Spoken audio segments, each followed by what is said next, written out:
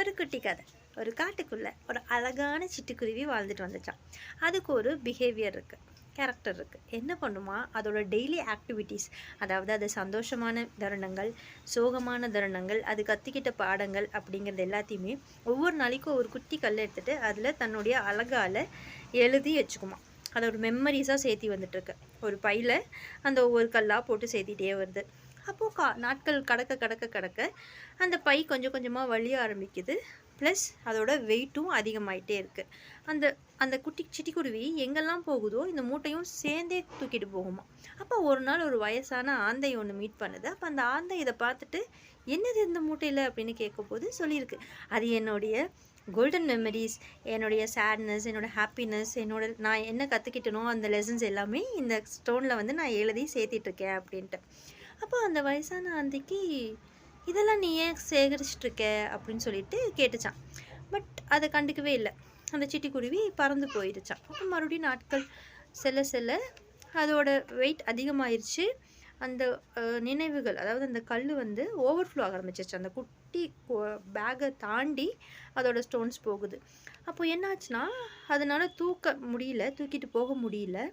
அதோட விங்ஸ் எல்லாமே வீக் ஆயிடுச்சு, கால்கள் எல்லாமே வீக் ஆயிடுச்சு. அப்போது இதை தூக்கிட்டு போகும்போது ஒரு பர்டிகுலர் ஸ்டேஜில் ஒரு குகையில் தங்கி கீழே விழுந்துருச்சு. ஓகேவா? ஸோ இந்த சிட்டுக்குருவியோட நினைப்பு என்ன, இந்த மெமரிஸ் எல்லாம் நம்ம சேர்த்து வச்சோன்னா அதை நம்ம ஹாப்பியாக வச்சுக்கும் அப்படிங்கிற ஒரு மனப்பான்மையில் தான் இது தூக்கிட்டே தெரிஞ்சிச்சு. ஆனால் இப்போது அதுவே இதுக்கு வினையாக வந்து நின்றுச்சு. என்னாச்சு, அதனால் தூக்கிட்டு எங்கேயும் பறக்க முடியல. அது வந்து எனர்ஜி எல்லாமே போயிடுச்சு. அதோட விங்ஸ் வீக் ஆயிடுச்சு, கால்கள் வீக் ஆயிடுச்சு, பறக்க முடியாது. அப்போ சோர்ந்து போய் ஒரு இடத்துல படுத்துருச்சு. அப்போ அந்த வழியாக அந்த வயசான ஆந்தை வந்துச்சான். அப்போ தான் சொல்லிச்சான், இந்த மெமரிஸ் அப்படிங்கிறது வந்து நம்ம அனுபவித்தது, ஓகே, அதெல்லாம் பழசு. அதை வச்சு நீ ஒன்றும் பண்ண போகிறது கிடையாது. நீ இப்படி சேகரித்து நீ ப்ரெசண்ட்டான வாழ்க்கையை நீ இழந்துட்ட பாரு. உன் விங்ஸ், அழகாக இருந்த விங்ஸ் போயிடுச்சு, உன் கால் போயிடுச்சு, உன் எனர்ஜி ஃபுல்லாகவே போயிடுச்சு அப்படின்னு சொல்லிச்சான். அதுக்கப்புறம் தான் அந்த சிட்டுக்குருவிக்கு புரிஞ்சிச்சு தான் பண்ணது தப்புன்னு. ஸோ இந்த கதையிலேருந்து மனுஷங்களாக நாமும் என்ன பண்ணுறோம் அப்படின்னா, இந்த மாதிரி கடந்த காலத்தில் நடந்த சந்தோஷம், துக்கங்கள் இது எல்லாத்தையுமே நினச்சிட்டே ப்ரெசண்ட் லைஃப்பை வாழ மறந்துடும். ப்ரெசண்ட் லைஃப் நம்ம வாழ்கிறதுக்காக கடவுள் கொடுத்தது. அதை கண்டதை நினச்சி நம்மளுடைய எதிர்காலத்தை மறக்கக்கூடாதுங்க.